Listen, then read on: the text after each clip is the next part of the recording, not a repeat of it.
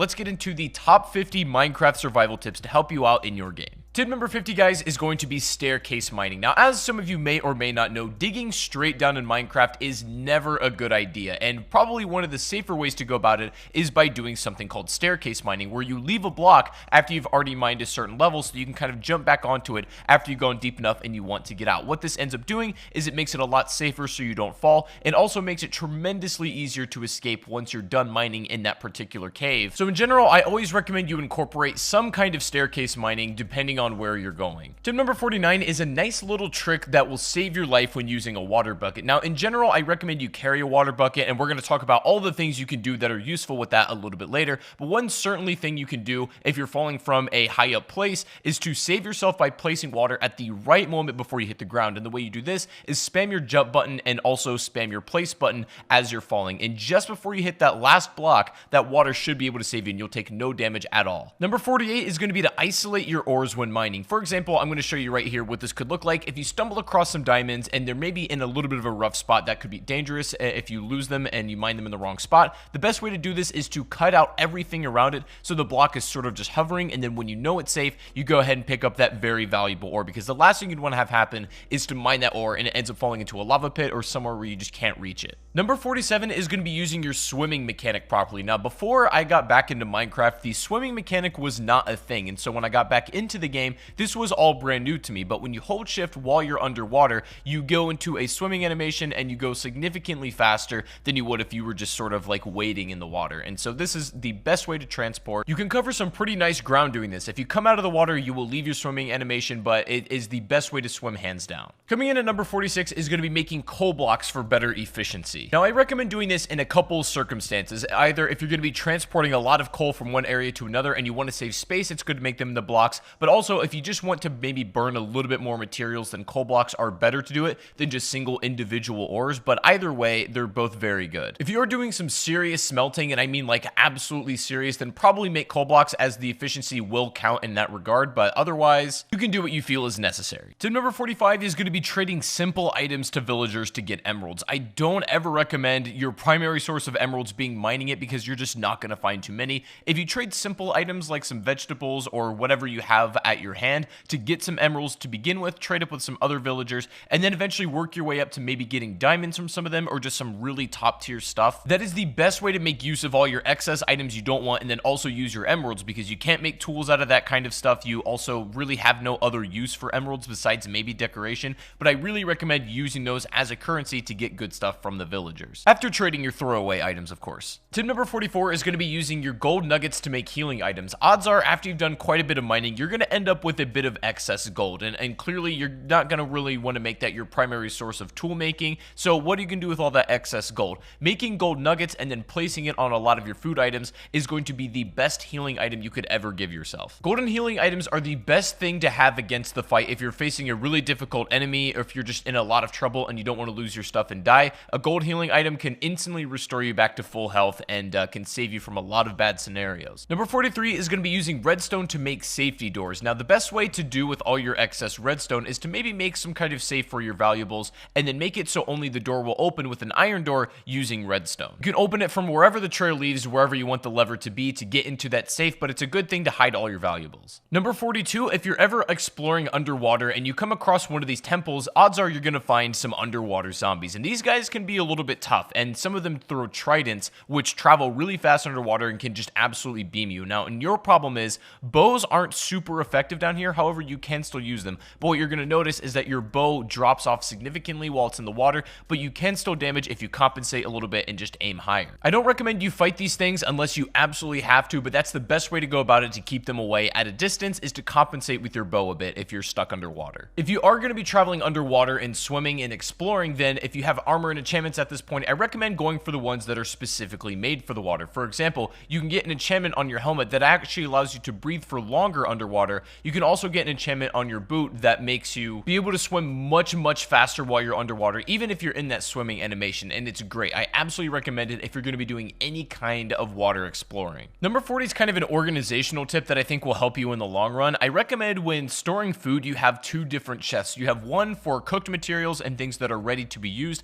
and then you have another chest for raw materials, just so when you kind of mix things up together, it gets a little bit disorganized. And if you do it right, making food, keeping the production up, and then also organizing your raw and then cooked resources makes your life way easier. Speaking of food, tip number 39 is going to be opening up multiple food sources for yourself. Now, it might take you a little bit to get to this point in the game, but eventually you'll have enough of a farm where you'll have a bunch of vegetables going at once. You can even have an animal farm for some just like extra sustenance. If you're able to set up multiple farms and you do them right, you'll never ever have to leave your house for food, and it's just almost an infinite generating source. Combine that with the fact that when you organize your food properly, then you'll never ever have to worry about food again, and you can focus your time on other stuff. I recommend setting up as many vegetables as possible, as well as having like both a pig and cow farm at the same time. Tip number 38 is going to be taming yourself a wolf and having it as a companion. Now, you can do this with multiple animals that will actually be your companion if you do it right. Like, for example, you can tame a llama if you so wish, and you can tame multiple animals as well, but definitely one of the essentials is to tame a wolf, have it as your companion, because it'll do so many great things for you. It'll follow you wherever you go. It'll fight for you if you start attacking something, and can be like a second hand in saving your life. Keep in mind, you cannot bring them to the Nether, unfortunately, so they're going to have to stay in this part of the realm, but you can leave them in your house if you like as well. And as a side note, I just think they're honestly pretty cool to keep around.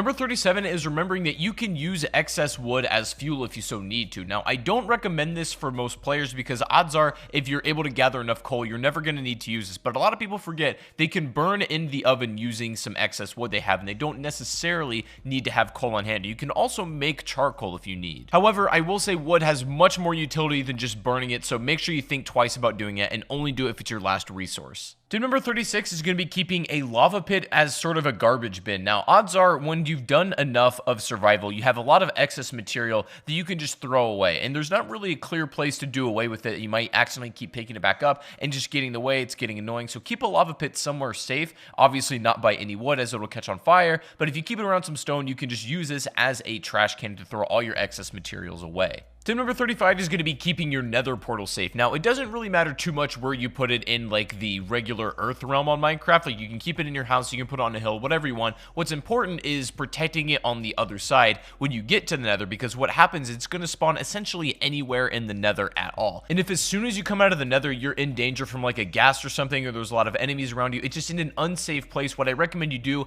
is kind of build like a turtle shell defense around your portal, because that's your really only ticket home. You've got to prevent that portal from being destroyed if it's under attack by any means necessary, so building a kind of turtle shell defense around that portal so it doesn't get blown up is the best way to keep it safe. Another thing you can do is build your corners of the portal out of cobblestone so that you save a little bit more of that obsidian if you need to make a secondary portal. Number 34, this is going to sound pretty self-explanatory, but it's still very important, is to make sure you're prepared when you're entering the nether. This means maybe have some enchantments for fire resistance, also have a water bucket, of course. Water bucket is arguably more important than anything you could take to the nether, so make sure you have one before you go. Having a lot of food is necessary because there's not a lot besides mushrooms you can get out of here either. A lot of this you guys know, but general preparedness is good. Number 33, guys, is going to be making a beacon to signal your house. Now, this is going to require you to get some pretty decent materials in this game, as well as some diamonds, so it's not something you can build right off the bat, but when you have the resources in order to be able to build the beacon, it's so unbelievably good to have because it'll mark a spot that'll shine a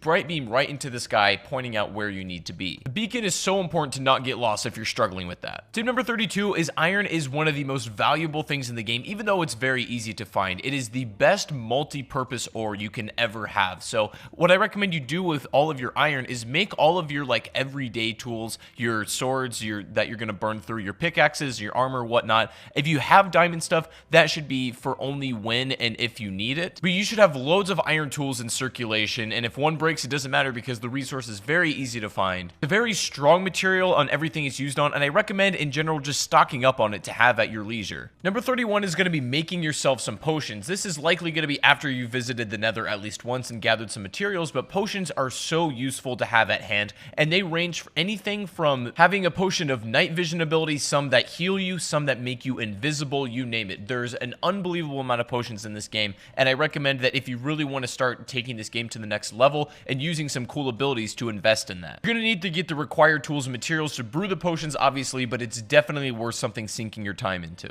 Tip number 30 is going to be looting desert temples if you're ready and you know what you're doing. Now, this is basically like a big noob trap here. If you don't know what these are all about, it'll present to you a chest at the bottom of the temple that looks very easy to get. But as some of you experienced Minecraft players, you'll know that this is a trap and you'll end up dying. The whole temple will essentially explode if you kind of fall into the trap. But clever players know a way around this, and you can actually get the loot out of it. Some of the loot you can find are things like saddles. You can find horse armor. Some really rare and interesting items can be taken from these desert temples, but they obviously do come with a risk if you're going to be approaching them. And that leads nicely also into tip 29, which is going to be raiding woodland mansions, also if you know what you're doing and if you're ready. The thing is, these woodland mansions are a little bit hard to raid and kind of come away with it alive, but if you're able to do so, most likely you're going to come away with a totem of undying, and essentially this is an item that if you're holding it in your hand and you take a death, it will instantly revive you. Minecraft right now, this is really the only way to cheat death like that, and it's probably the best item in the entire game. Again, looting a desert temple or trying to raid a woodland mansion both come with their risk, but they certainly have great rewards if you're able to do them correctly. Number 28 is going to be crouch walking backwards when fighting spiders, as it's going to make them a lot harder for them to hit you. This works best on spiders, of course. All enemy types aren't going to have a hard time if you're crouch walking backwards, but if you're specifically fighting a bunch of these, then this might not be a bad thing to do. Tip number 27, we talked about the benefits a little bit, but I'm going to go into more detail here. Carrying a water bucket for literally doing anything is a must-have, especially when mining. Even when fighting in combat is a good idea as well. If you're getting swarmed by mobs, literally just throwing water down will make it a lot harder for them to reach you and can basically be your escape. Setting a water bucket fall all the way down, maybe like a mine shaft or some kind of cave, and you can just swim right back up instead of having to climb up, is a great idea as well. Always carry a water bucket, guys. Always. Tip 26, if you're trying to clear out a maybe big section of a cave and you don't want to manually mine it, if you pack it with TNT exploded, you're going to make so much ground and create a lot of excess resources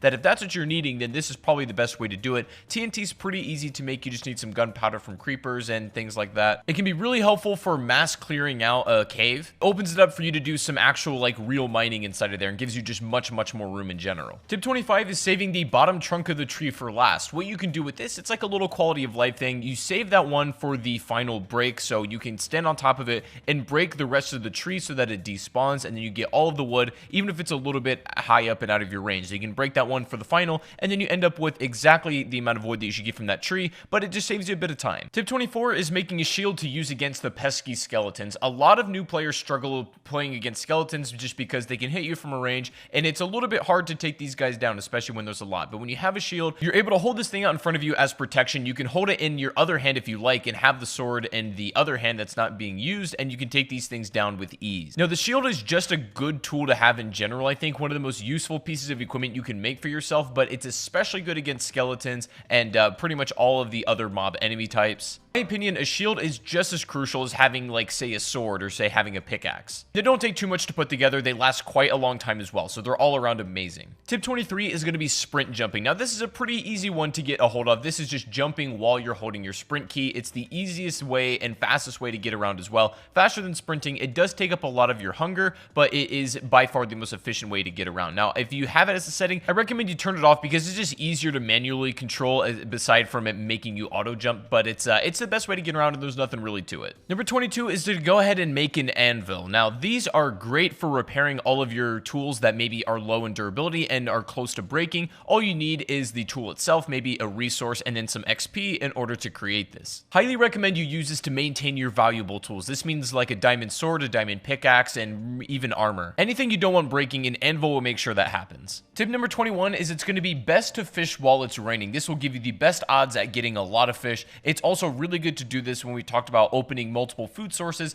Maybe while you have other food cooking, go ahead and start fishing to just gather some more raw materials. It's also a chance that while you're fishing, you can grab things like armor. You might accidentally yoink a pair of leather boots right out of the water, and that happens sometimes, but more often than not, you're going to get some fish that's just going to be extra resources for you. It's best to do it while it's raining once again, so I recommend you take full advantage of the river and sea while that's actually happening. Tip number 20, bringing some seeds and even bone meal into caves is always a good idea, especially if you're going to be doing doing some extended mining. What I mean by that is like not leaving for a very long period of time to a point where you may run out of food. If you have bone meal, you have some seeds, maybe some mushrooms, you can actually grow some food down in the caves where you have some dirt. And sometimes that may be enough that what it is to keep you alive. Now, I don't think you're going to be using this all of the time, but it's one of those things that, in my opinion, is better to have it and not need it than to need it and not have it. You should ideally go into a cave with enough food, but if that's not the case, then do this. Number 19, a neat little trick with torches you can do. If you're underwater, you're drowning, and you don't have air anytime soon, you can take torches, go up against a wall, and start spamming them. And what this is going to do is create a small air pocket for a short period of time until the torch breaks, allowing you to get some of those bubbles back, maybe giving you back to full air, or at least making a way where you can hit the surface again. Back in the day, one torch used to restore you to full air instantly, but they've kind of nerfed it since then. But if you still spam your torches, you can get almost the same effect, and it should save your life if you need it. Number 18, guys, don't even bother making gold tools whatsoever, especially swords, especially equipment that you're going to be using quite a bit, even in combat. Even though gold is a rare material, it's kind of a cool resource to find, and it's exciting. Gold does not make for good utility. The hit power on gold swords is pretty weak. The durability on every single tool with it is very, very low as well. You're better off making iron for your, your general day-to-day stuff, but use gold for other things like healing items, not tools. Number 17, guys, is going to be placing torches on the ground to help prevent mob spawns better. Now, when you're lighting up a cave, the way mobs spawn is just basically from the darkness. And so if you're able to light up the cave enough, that will prevent any mobs from spawning. However, the best way to do this, the most efficient way, is to have them on the ground where it carries the most light. You definitely can put them on the walls, and especially in really dark corners. Do what you got to do, but having them on the ground, lighting up a really nice pathway, is the best way to keep your cave safe. Speaking of mobs, number 16 is mobs cannot spawn on half slabs. This is just some useful information to know. They can essentially spawn anywhere except this, so use that information how you like. If you want to kind of maybe line something with safety on half slabs to prevent mobs from spawning, go ahead and do that, and I recommend it. Not something that's super practical, but it's definitely good information just to keep in the back of your mind if you ever need it. Tip number 15, when getting familiar with the different enchantments, there's one in particular you might like, which is called Silk Touch, and this allows you to mine an exact block without breaking it. So for example, you could take a Silk Touch pickaxe and then mine a piece of glass without breaking it down, because otherwise if you just use a regular tool,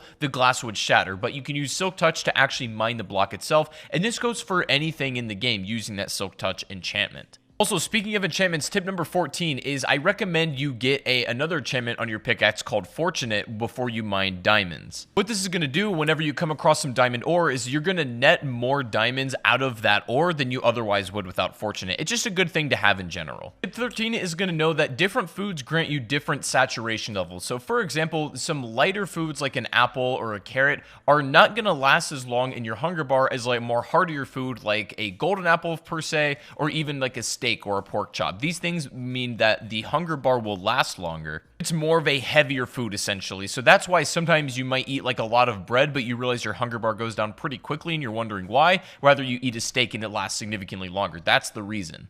Tip number 12, if you're going to be growing sugarcane, which I recommend you do because it's a great resource, is to grow on sand. People claim that this is the best way and the fastest way to grow sugarcane, and the reason you want the resource is because sugar is not only an important ingredient in making cakes, but it's also really good for trading with villagers, as oftentimes that's what they want. Having a block of sand in contact with water, maybe near your house or by your farms, is probably the easiest way to go about it. Number 11 is keeping your hotbar organized. This is important, and there's no really right way to do it. You do whatever feels comfortable to you, but for me, I like to keep my sword in my first slot, either my pickaxe or my bow in my second, and then my shield in my third, torch in my fourth, water bucket in my fifth, and then my food in my sixth, and just whatever miscellaneous stuff you might have. But you can organize it however you like and whatever you're comfortable with, but make sure that you can get to anything you need in a moment's notice. Number 10, if you're struggling with Endermen, a really good thing to do is just put that water bucket in front of you. Endermen normally calm down if they're submerged in water, but if one is just being pesky and you're having trouble fighting them off, instead of getting close enough to use your sword and then you kind of put yourself in danger,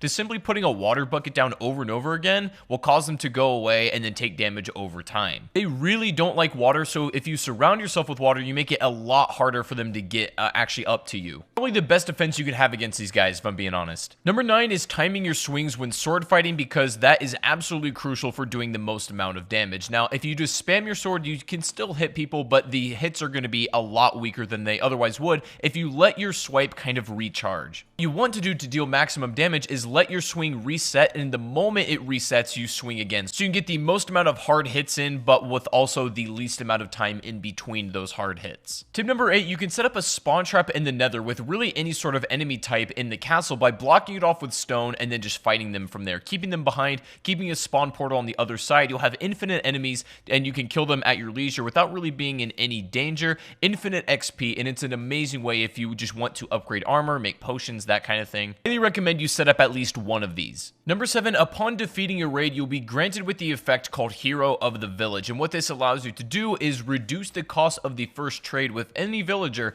by 30%, and it's something that's really going to be extremely useful. If you're trading something valuable, maybe in order to get diamonds, it's great for that. If you beat a raid, take advantage of this effect as much as you possibly can. Tip number 6 is keeping your ender eyes or anything extremely valuable in an ender chest. You can hide it somewhere in the world where it's basically no chance of being destroyed. Put the other side in maybe like your safe house, and the thing is, between these two chests there's a connection, so you can pull any items that are in that ender chest from either side, and this is the best way to keep ender eyes just in case one chest gets destroyed. You don't lose all of that progress. You won't have these right off the bat, but definitely invest in some ender chests when you can. Tip number 5, make sure you use your crouch walk when you're crawling through tight spaces, or if maybe you're high up on an elevation with a chasm underneath you. When you're crouch walking, you have zero chance when you're holding that crouch to fall off that side. Even if you kind of back up into it, you let go of that crouch, if you're still in that position, you won't fall. If you move any more farther than that wall without crouching, then you will fall down that chasm, but this is the best way to be safe and really not fall off any places that you shouldn't. Number 4, if you're going to be traveling by boat, make sure when you leave it, you go ahead and hit it a couple times to break it and take it with you. I see a lot of people just leaving their boat where it is and then maybe kind of forgetting about it, but if you break it and then you pick it back up, you can place it anywhere you like as well. Tip number 3, putting 2 chests back to back. You can make a double chest, and they're unbelievably useful this way. You have so much room in them, pretty much in excess of more than you'll ever need. You can have an entire storage area if you want of just complete double chests. They're really easy to pull from, and they look stylish as well, so there's no reason to not have it. Tip number 2, if you do end up defeating the Ender Dragon and you get the dragon egg, then hold on to it and keep it somewhere safe, because there's literally only one per game, and they're so rare you can't even spawn them in creative mode if you would like to. The dragon egg, if you manage to get it, is the most rare item in the game, so hold it tight and keep it somewhere where you're not going to lose it. Now finally guys, coming in today at the number 1 spot, if you've made it this far in the video, then let me know in the comment section just by leaving a smiley face. I'd really appreciate that. Thank you so much for watching if you made it to the end, but the number 1 survival tip I can give you guys that it's really going to help you out practically is to make yourself a compass and a map. These, I think, are by far the most important tools you can do for yourself, especially if you're new to Minecraft, you're a little bit of a beginner, and you just want some extra tips for surviving in this game. What a map is going to do is basically mark out exactly where you are, maybe where your house is, and the general vicinity of the area surrounding you. Now, the compass, if you get too far to the range of your map, will give you the general direction of which you need to head in order to get back home. These two tools in combination, even if you want a clock, which can be helpful, it's more or less just decoration, but these two tools in conjunction will make it so that you never ever get lost in this game, and so they're unbelievably helpful, and I cannot recommend them strongly enough. But guys, that is going to be 50 Minecraft survival tips in 2019. I really hope this did help. If it did, make sure to leave a like. As I said, we're going to go for 5,000 likes on this video, and I'd appreciate that so much. And if you want more Minecraft videos like this, make sure to go ahead and subscribe and